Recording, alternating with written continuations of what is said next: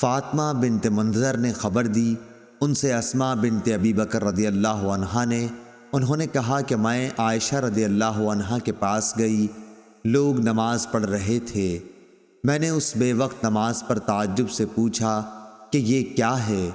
حضرت عائشہ رضی اللہ عنہا نے سر سے آسمان کی طرف اشارہ کیا۔ میں نے پوچھا کیا کوئی نشانی ہے؟ انہوں نے سر کے اشارے سے ہاں کہا، کیونکہ سورج گہن ہو گیا تھا۔ اسماء نے کہا کہ نبی کریم صلی اللہ علیہ وسلم دیر تک نماز پڑھتے رہے، یہاں تک کہ مجھ کو غشی آنے لگی۔ قریب ہی ایک مشک میں پانی بھرا رکھا تھا، میں اسے کھول کر اپنے سر پر پانی ڈالنے لگی۔ پھر جب سورج صاف ہو گیا تو رسول اللہ صلی اللہ علیہ وسلم نے نماز ختم کر دی۔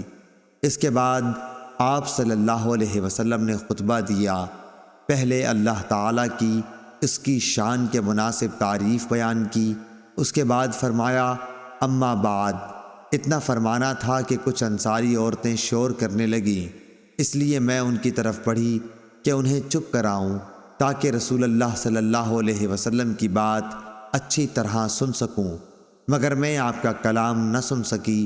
تو پوچھا کہ رسول اللہ صلی اللہ علیہ وسلم نے کیا فرمایا؟ انہوں نے بتایا کہ آپ نے فرمایا کہ بہت سی چیزیں جو میں نے اس سے پہلے نہیں دیکھی تھیں، آج اپنی اس جگہ سے میں نے انہیں دیکھ لیا، یہاں تک کہ جنت اور دوزخ تک میں نے آج دیکھی۔ مجھے وحی کے ذریعے یہ بھی بتایا گیا کہ قبروں میں تمہاری ایسی آزمائش ہوگی جیسے کان دجال کے سامنے یا اس کے قریب قریب۔ تم میں سے ہر ایک کے پاس فرشتہ آئے گا اور پوچھے گا کہ تو اس شخص کے بارے میں کیا اعتقاد رکھتا تھا، مومن یا یہ کہا کہ یقین والا؟ ہشام کو شک تھا، کہے گا کہ وہ محمد رسول اللہ صلی اللہ علیہ وسلم ہیں، ہمارے پاس ہدایت اور واضح دلائل لے کر آئے، اس لیے ہم ان پر ایمان لائے، ان کی دعوت قبول کی، ان کی اتباع کی اور ان کی تصدیق کی۔ اب اس سے کہا جائے گا کہ تو صالح ہے، آرام سے سو جا، ہم پہلے ہی جانتے تھے کہ تیرا ان پر ایمان ہے۔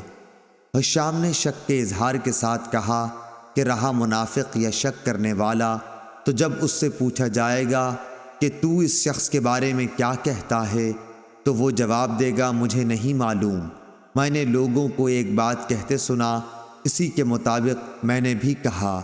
ہشام نے بیان کیا کہ فاطمہ بنت منذر نے جو کچھ کہا تھا میں نے وہ سب یاد رکھا، لیکن انہوں نے قبر میں منافقوں پر سخت عذاب کے بارے میں جو کچھ کہا وہ مجھے یاد نہیں رہا۔